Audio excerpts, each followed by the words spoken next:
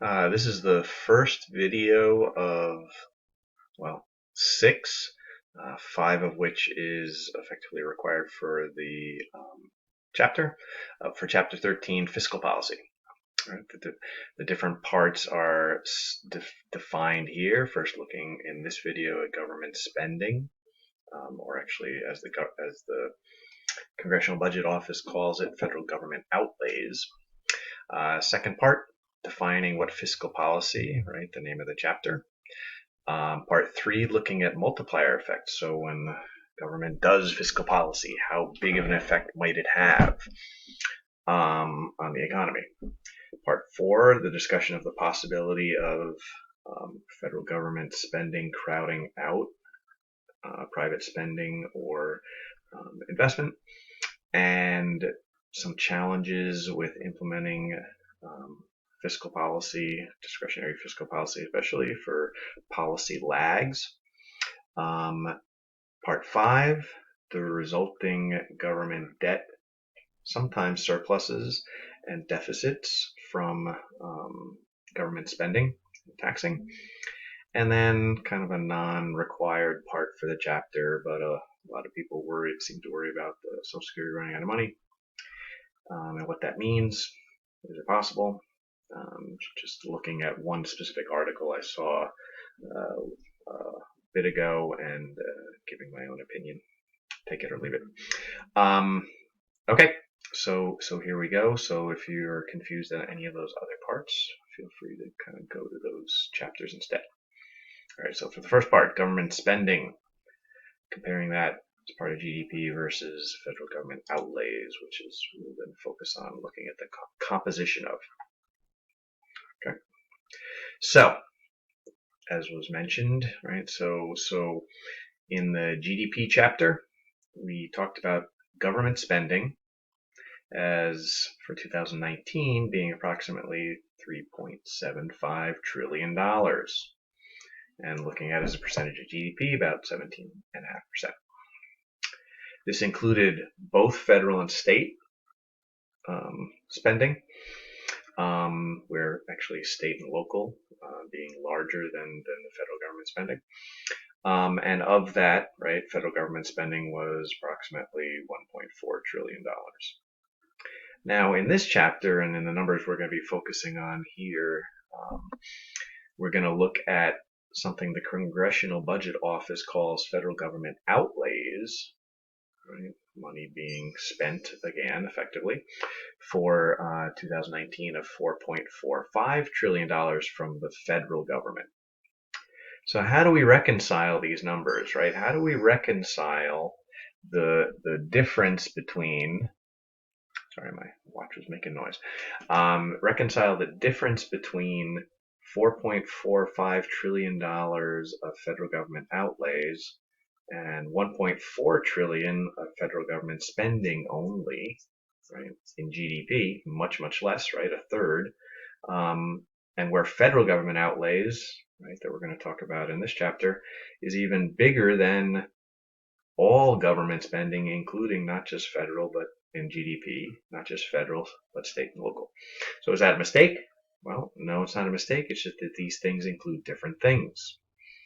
Recall what the GDP chapter was about. Right? GDP only includes purchases of goods and services from either the federal, state, or local governments, right? By education services, building roads, etc., etc. The total federal government outlays that we're going to examine here in this chapter also, well, it includes those things, right? There's $1.4 trillion of spending on goods and services, but it also includes what's often called transfers, right? Or pass-throughs, sometimes it's called, which is basically money that the federal government collects somehow, either through taxing or through borrowing, and gives effectively to other people, right? The main components of those transfers, which we'll talk about, right? Social Security, Medicare, Medicaid.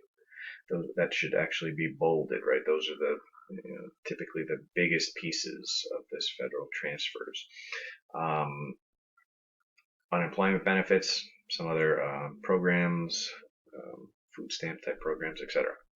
Right? So there's not goods and services being produced, right? When your grandparents, for example, collect their Social Security checks, well, there's no goods and services produced, so that's not included in GDP, but it is money that the government has to outlay, as the Congressional Budget Office calls it, or effectively spend, right? But just not on goods and services. So that's kind of the distinction of what we talked about in the GDP chapter versus what we're talking about here. So we're focusing now on that $4.45 trillion of spending and pass-throughs. Right? And as these numbers actually on this page suggest, if it's not obvious, the pass-throughs, right, the transfers are a much larger component of what the government spends money on. But anyway, 4.45 trillion for 2019.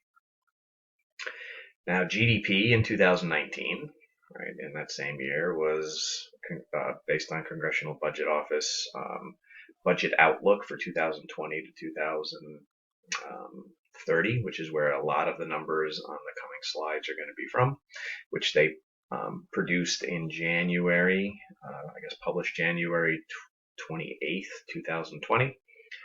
GDP 2019 was $21.2 trillion.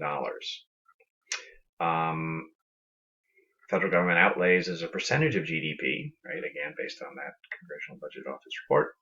Take the percentage, the 4.45 divided by the 21.2. So effectively 21% of GDP. Now, I just finished getting through describing why a bunch of this number isn't directly in GDP, right?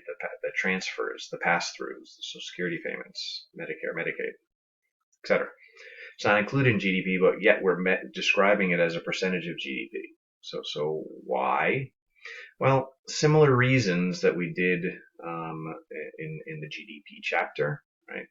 It still gives us a lot of information to make the percentages, right, make things much more comparable, right, over time, right? So if I compared the 4.45 trillion of government outlays, right, federal government outlays spending, to how much that comparable number would be in 1950 or 1955, it would be a lot smaller, not just because actually the government's spending less money, but because of inflation, right? So over time, as a percentage of GDP, it's more comparable to other countries, right, with different size economies, right? Because it makes it effectively relative, how much of these outlays represent relative to the size of the economy, which is also valuable to think about it that way, because the larger an economy gets, right, the more it can support this type of government spending or outlays. So a lot of the numbers, right, that the Congressional Budget Office puts in place and that we'll have on these slides is going to put these things as a percentage of GDP, right, to make it more comparable over time, especially is what we'll focus on in these slides. So here is that information, right, compiled from current and prior outlooks, Congressional Budget Office outlooks, that shows that as a percentage of GDP, these federal government outlays have ranged between maybe 17.5% in the beginning of 2000 to a little over 24, right, maybe 24.3-ish percent here in 2009, right? So that was the peak since 1971 through the end of 2019. I want to highlight that statement here, and I'll probably mention it a few other times. As I'm recording this, and this slide's going to look considerably different, and a lot of this information considerably different when I update this information at the end of 2020, because all of this projections from the Congressional Budget Office, all the numbers we're looking at is just through 2009, i.e. before any impacts or forecasts of expectations due to the COVID-19, what's clearly emerged into a recession, and some say could turn into a depression. So these numbers are going to be so crazy different starting in 2020, but this is through the ends of normal times. Okay. So these federal government outlays, this $4.45 trillion, typically it's described um, in two different categories, right? Or the types of things that money is spent on is lumped into two different categories, or sometimes three, right? One category, mandatory spending. Another category, discretionary spending, where the mandatory includes things like Social Security, Medicare, Medicaid, right? Those three largest pass-through type programs. Also includes unemployment insurance, food stamps, different types of government programs. Federal student loans is included in this mandatory, right? Um, Discretionary includes most of the stuff that would be in GDP for the most part, defense, education, law enforcement, I guess all non-loan education, and all the other stuff you saw there, including a bunch of other things that the government spends money on. And then sometimes included in a mandatory category, but often included as a third category on its own, is interest on the debt, right? As most of you will know, and as we'll talk about in a later part of this chapter, the federal government owes a bunch of money, and you have to pay interest on that. So that is part of the federal government spending, or sometimes called, again, outlays as well. Now, what makes something fit into mandatory versus discretionary? Well, although I make the little note here that most of the things in mandatory are these types of transfers and pass-throughs, and that most of the things in discretionary are included in spending of GDP, that's not really the thing that technically categorizes things as mandatory versus discretionary. The thing that categorizes things as mandatory versus discretionary is also not what some people might think if they just think of the terms. Mandatory isn't really more important by definition in this context than discretionary, right? We need law enforcement, right? As much as we need many of these other things, right? So that's not what categorizes it. What categorizes something as mandatory is how it's determined how much money is spent on that category, right? So if something is determined by previously passed laws, right, determine how much money is going to be spent on it, that's what categorizes something as mandatory, right? So Social Security is not something that's like discretionary things, which are subject to annual budget process and debates within Congress and with the president. Mandatory things are set in law, right? So Social Security, right? Every year I get a projection of what, if I continue to make the same amount of money and work till I'm however old, they give me a projection of how much money I could expect to get, right, in Social Security. Well, the reason that what they look at to give that projection is that's all codified in law, right? Same with the other things. Whereas discretionary, every year, every quarter sometimes, they haggle over, how big the budget is going to be, right? It's more of a budget-driven process for the discretionary stuff, whereas it's a law and rule-driven process for the mandatory. Now, what that means that it is potentially easier, right, to change discretionary spending, although I say that, but the federal government has not shown an ability to agree on very much, so not necessarily always easy. But the process is different. Mandatory, it's previously passed laws, so the only way you can really change those things is to change the laws, which is possible and is done, right? But it's a different process. So please know that. Please know the distinction, the types of things in each, and what causes something to be categorized as one or the other. Okay, so when we think about these categories, how have they changed over time, right? Mandatory, mostly Social Security, Medicare, Medicaid, as a percentage of the total amount that's spent as a percentage of GDP, that has grown, the mandatory things, from less than 5%. Well, actually, it looks like about a little over 5% of GDP in 1969 to if we look here, 2019, that looks like about close to 13%, so dramatically increased. And then projected, again, all of this is pre COVID-19 impacts, but it was at that point projected to 15% of GDP.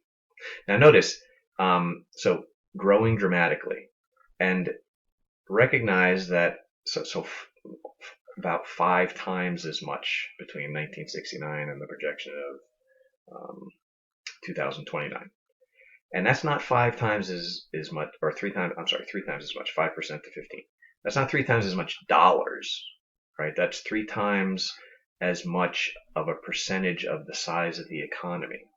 And the size of the economy over that period, right, over that, 60 years, is grown dramatically, right? So even if something was flat, like relatively, like interest has gone up some, as a percentage of GDP gone down, but, much closer to flat, right, than these other categories. The dollars spent on interest is growing because if GDP grows by 2 or 3% a year, well, a flat line, a horizontal line, suggests that the category we're looking at is growing by 2 or 3% a year. Now, discretionary, as a percentage of the size of the economy, of GDP, right, peaked, right, over this period in 1969 at 12%. Looks like about 6% in 2019, projected to shrink further to 5%. This doesn't mean necessarily that the dollars spent on those categories is shrinking, but it is certainly not growing as fast as GDP. Okay. So the main takeaways from this is mandatory is a much bigger share, right, of the total, and is projected to continue to become a bigger and bigger share for reasons we'll talk a little bit about on future slides. Well, on this side. So over the 10-year period, right, so the growth projected here for mandatory and the slight shrinking projected here over the next 10 years for discretionary is kind of lumped here, right? Social Security and major health care programs. So you can, although it includes other things, you can largely consider this Medicare, Medicaid, right? The Affordable Care Act. Why are those things growing? Well, basically we have an aging population, right, which is going to make both of those things grow. Because what is Medicare? Well, it is health insurance for the elderly, right? So if health insurance for the elderly grows, right, if the population ages, more people do that. Obviously, if the population ages, more people will be collecting Social Security. Okay. Healthcare costs have been and they're also projecting here that they will continue to rise at a rate faster than inflation, right? Faster than GDP is growing. So that's another reason why healthcare programs are expected to grow even more than Social Security. So aging population and rising healthcare costs. Mandatory, projected to shrink slightly, right? Quite frankly, partially because these are growing so much and it's a little bit easier to not have these, to come to an agreement to not have these grow quite as fast, right? And this just, that's the other thing I should mention about these projections. When the Congressional Budget Office does their projections, it's not necessarily the forecast of what they thought at the time was going to happen over the next years. It's what their estimate of what will happen if current laws stay in existence, right? So current laws include some reductions in various discretionary categories, and apparently here are some of the other non-Social Security, Medicare, Medicaid, other healthcare program categories. Whether that does or doesn't happen, we'll see. And then interest, right? Interest in this forecast expected to be bigger for two main reasons, right? The debt, as we will see, is expected to keep growing. So if you owe more money, that will, all other things being equal, increase the amount of interest you have to pay.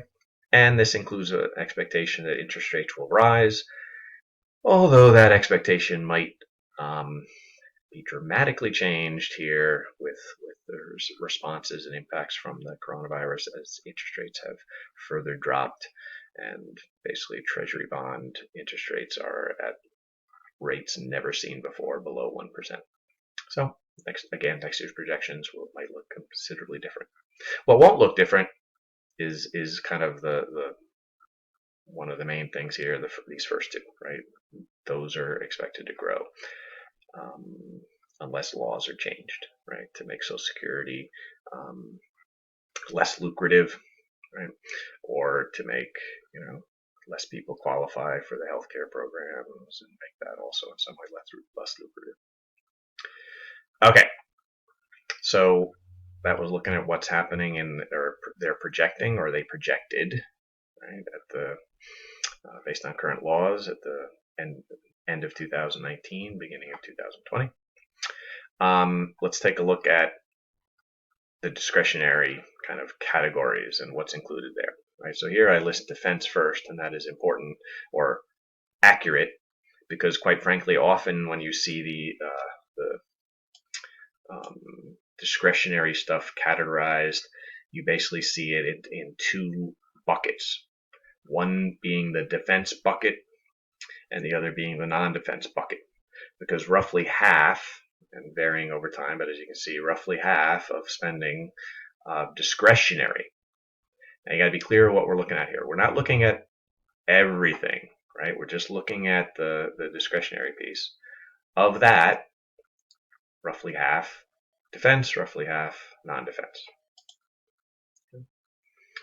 And that's the most important thing to kind of recognize about this. Some other things as we see oscillations. Again, these aren't the dollars, right? These are both measures as a percentage of GDP. Pretty dramatic increase, right, for defense spending as a percentage of GDP in the early 80s. What was that about? Well, effectively the Cold War and the spending on that. Then the Berlin Wall crumbles, right, and in the late 80s, and defense spending dramatically drops as that Cold War spending decreases. But then we have the post 9/11 world where, again, defense spending starts rising again. On the discretionary side, right, various different things are happening, but there are two fairly clear spikes in this time period, right? One in the 70s, and then one in the end of the first decade of the 2000s. What are those spikes in discretionary spending? Well, those are recessions. As we'll see with the fiscal policy discussion, the government spends more money. Right? The government spends more money, especially as a percentage of GDP. It spends more money in a recession, more outlays, and we'll talk about that again in the rest of the chapter. And since this is a measure of as a percentage of GDP, when there's a recession, GDP is not growing and actually likely temporarily shrinking, so the denominator gets smaller. So another reason why the spike. But the main thing to remember about the spike isn't that second point, it's the first one, right? And again, we'll talk more about why that's true in future parts of this chapter. And that is part one. Part two will be talking about fiscal policy.